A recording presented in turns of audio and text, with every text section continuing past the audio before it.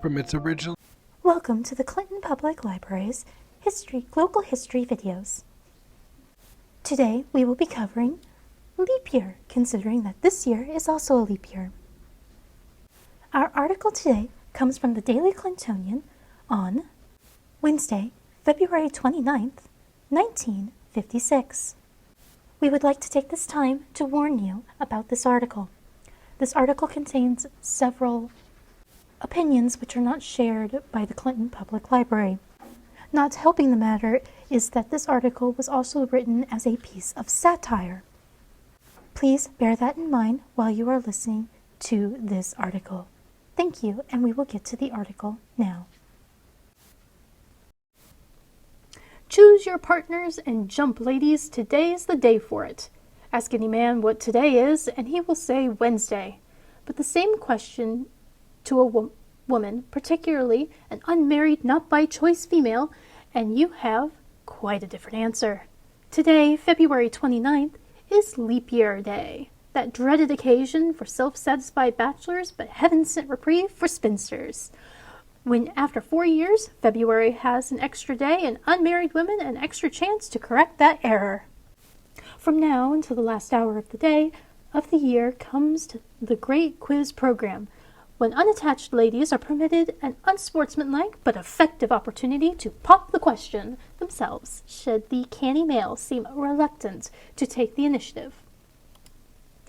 With the scent of orange blossoms coming through clearly in spite of snow, smog, or drizzle, the sweet young thing undergoes a Jekyll Hyde transformation in which she becomes a predatory female bent on seeking out a desirable victim and stemming him with her own special OOC brand out of circulation. The modern Diana, goddess of the chase, then reverts to the huntress, and given a poetic license for the 1956 season, has only to prepare the bait and wait the catch.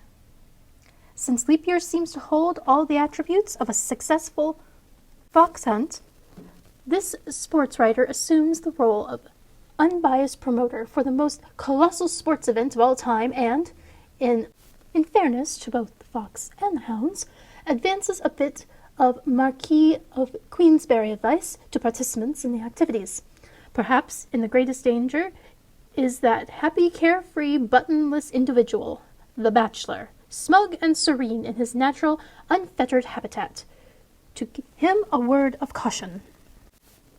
According to a recent survey compiled by an unemployed surveyor in Green Township, there are 2.5 women available for each eligible man in the United States. Assuming that well-to-do bachelors are in 3 times greater demand than run-of-the-mill males, it may be seen at a glance that 7.5 women have him zeroed in for the kill. This leaves only 2.5 females left for 3 other guys, and one of them will be stuck with half a girl. Presenting these facts to Joe Gizzle, who makes book in a small room behind the laundromat, it was learned that the wealthy bachelor's chances of getting through the present leap year crisis are 8-2, granting, of course, that he is in reasonably good condition. Should he be over 99, a complete moron, or perhaps have 2 heads, the odds dwindle down to 6-4. However, if the playboy has managed to acquire a Cadillac convertible or sports car, the fact that he may possess more than the required number of noggins may be completely overlooked for several months following the wedding. Then it could be used as a ground in a complaint for divorce, and the vicious circle starts all over again.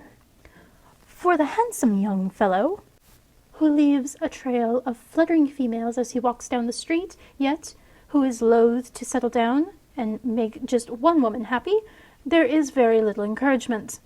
Several possibilities present themselves. He may view the world from the privacy of a porthole.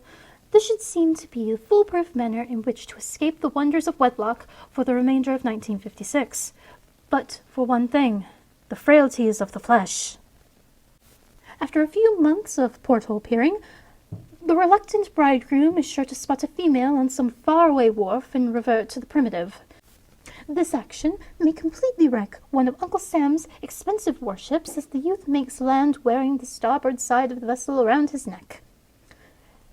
The attractive male may resort to a sort of hermit-like existence, remaining in the home under the bed except on moonless Tuesday nights. This presents countless difficulties also, as it is extremely messy business trying to eat, say, spaghetti or soup while in a horizontal position under a bed. Sooner or later, too, some designing woman will learn of his weekly nocturnal and lie in wait. As a result, the cagey character may adopt the practice of using especially prepared lotions such as horrid or banshee, which causes not only girls but everyone else to give him a wide berth. However, these are not 100% effective, since a girl suffering from a cold or hay fever may attribute his aroma to her sinus condition and completely ignore the protection. Having worn the quarry, a few helpful hints to the huntress may be in order. This makes an exciting contest for nosy spectators who have already lost their own state of singleness and are reluctant to see anyone else having fun. As with any big game safari, a prime requisite is naturally good equipment. Should our altar-bound bride-to-be be endowed with natural weapons, such as those possessed by Marilyn Monroe, Ava Gardner, or Jane Russell, her problem should be fairly simple. In fact, her only problem will come in trying to avoid being trampled to death. However, it is the plain Jane, or normal type, which will encounter the most difficulty.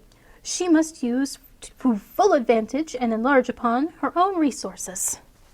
For instance, it should prove eye-catching to ape the rippling rhythm of Miss Monroe's walk.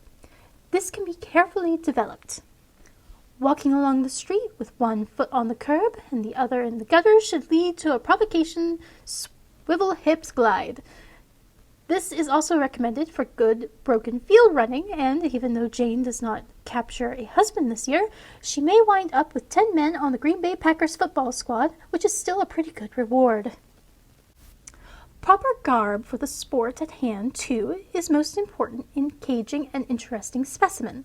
Low-cut evening gowns are especially useful in lowering male resistance. Sweaters are particularly good if the wearer is careful of the type selected. Jane should scrutinize herself carefully in the mirror, noting if the color and general effect are attractive. There should be a certain amount of difference in the waist and the chest measurements. Also, and if this does not seem to be the case, the sweater is undoubtedly of inferior quality and should be exchanged for a pair of pedal pushers. Plain Jane would also do well to adopt a "come and see me sometime" tone of conversation, refraining from such natural expressions as "hit the road" and "drop dead," not considered conducive to chummy camaraderie. These few suggestions to both the hare and the hounds should tend to zip up the chase considerably during the year. However, if January 1st, 1957 finds both still unwed, a bit of poaching into the new year can be carried on furtively. Now get out there, get in there, and fight!